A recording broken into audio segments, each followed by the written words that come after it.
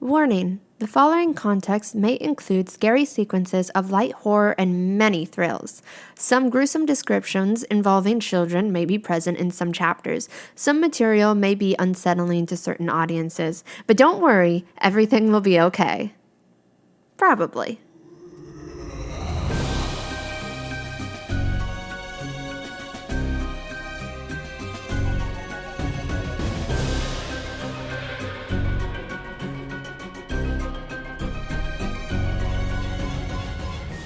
Chapter 6. It's on the house. Dixie, look up, Martha shakes me, pointing at the door. A short, round figure stands in the doorway, holding it open. Lovely weather tonight, it says as if there isn't an angry storm festering the sky. Martha swallows hard, shivering. Not really.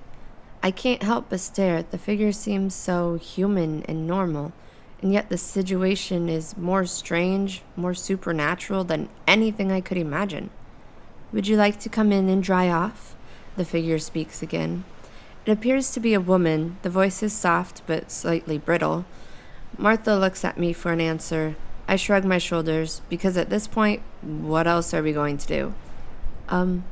Okay, I say, my voice cracking from the cold. That would be nice, thank you, Martha says, standing to her feet and lending me a hand. Dark maroon curtains and flickering lanterns hang around each window, and each window stands at least 2 stories tall. The entry area of the castle is nearly as big as the town's supermarket, mostly empty, besides a couple of coffee tables that are decorated with gold and silver dishes, cups, candles, and roses. In the center of the entryway is a large staircase that leads to what I assume is the second level. In the light of the torches, I can see the woman more clearly. She is roughly 5 feet, plump and soft, with curly gray hair and frail skin. She closes the door behind us, placing a large piece of wood across the handles to lock it. Wouldn't want those evil pests getting in, she says with her nose in the air, scrunching her eyebrows together. Now, what brings you 2 girls here? Martha and I look at each other, completely lost for words. How do we explain what we experienced? Eventually, Martha looks back at the woman, unsure of how to start. Well, you see, she looks back at me for help. We don't really know, I chime in. This may sound crazy, but we think we may not be in the world we're from. The woman chuckles lightly, but then stops when she sees that we're being serious. Not to be rude, but that sounds impossible, she says with an ounce of concern on her face. Martha and I take a deep breath, unsure of how to explain this to her. The walls rattle with the clashing thunder, causing the ground to feel unstable.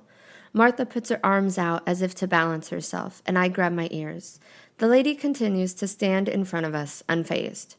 How about I show you to the washroom so you can dry off? We can talk about this over dinner, she suggests. The master will be awake soon, so dinner will be served at 8 o'clock sharp. I glance over at Martha, trying to grasp how she feels about the word master. In her eyes, there is fear and confusion. Follow me, I'll show you the way. The lady begins walking down a long hallway to the right side of the castle. Grabbing Martha's hand, we begin walking behind the woman. She grabs a lantern hanging near one of the windows, holding it in front of her. Old pictures of faces in black and white, dressed in cloaks and ball gowns, cover the walls. A single window sits at the end of the hallway, flashing light from the storm into the castle. Right in this door, the lady says, opening a large wooden door with a silver key. The washroom is to your right. There is a bed and a dresser full of clothes that are... The woman looks both Martha and me up and down in disgust. More appropriate. With a heavy shove of the door, she welcomes us into what appears to be a suite out of an old Gothic castle. The lady takes a stick from the lantern and lights 4 more lanterns in the room. The walls are a deep brown with black drapes covering the windows. A large blood-red rug fills nearly the entire room. A giant king-sized bed with a black comforter with the fluffiest golden pillows placed on top of it sits in the center of the room, with its headboard against the left wall. 3 candlesticks are placed on the windowsill, and the lady lights them. Whoa, this is insane, Martha says as her jaw drops. It's not bad, the lady agrees. Now wash up and put on something presentable, and don't be late. The master will be incredibly unpleased if you are late. I nod in understanding, and she shuts the door behind us. Martha and I look at each other in pure shock. Where are we? I gasp, covering my mouth. Are we in a dream? Martha plops on the bed, burying herself in the pillows. Can I sleep now? She giggles. No, we have to go to dinner, and then we have to figure out where we are. Okay, yeah. As much as I'd love to stay here and sleep, this place is very unsettling. Martha sits up and wipes her eyes. Let's get dressed and hope this master person is nice, but we should wear something flexible in case we need to run for it. I shudder at the thought of running for my life in this creepy castle. Taking turns in the silver bathtub, Martha and I wash all the mud off of our bodies. The warm water on my skin feels so good. I wear a rose petal pink dress that cuts off near my knees. It has white fluffy sleeves, but it's not too tight, allowing me to move all my limbs.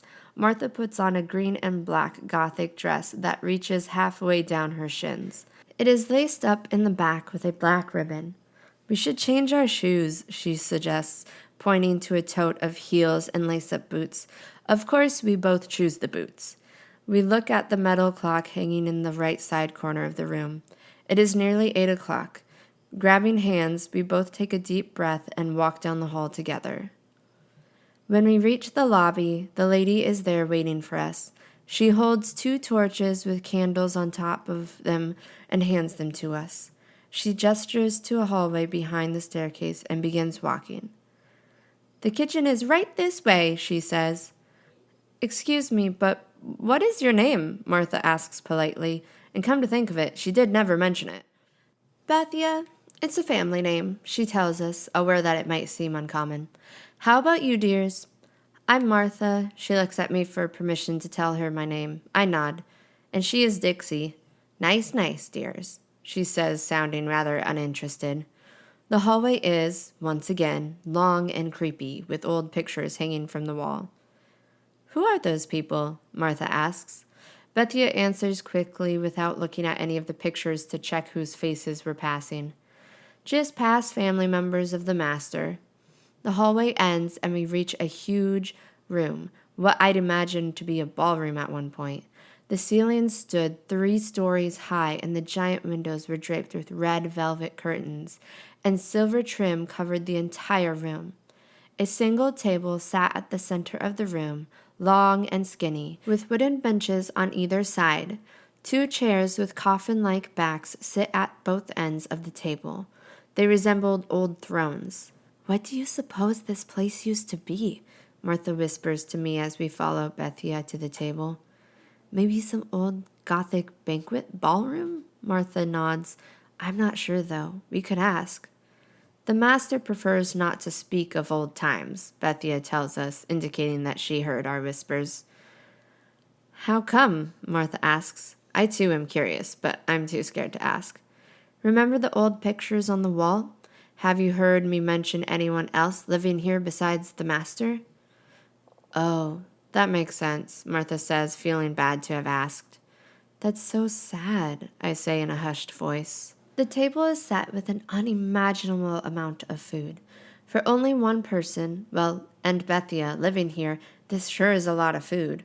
Roasted carrots and green beans sprinkled with garlic and butter, sweet potatoes and brown sugar, freshly baked rolls and corn on the cob, wine and other drinks I'm unsure of what they are, sit just in reach of the section on the long bench that Bethia sits us in. There are cherry muffins and chocolate-covered strawberries, puddings and red velvet cake. Do you guys eat like this every night? I ask as Bethia hands us each a cloth napkin. Oh, no, only when we have special guests. You prepared all of this in 30 minutes? Martha both asks and says in amazement. Now that she points it out, that does seem impossible. They would have had to known that we were coming. Chapter 7. Which door leads out? Tune in tomorrow.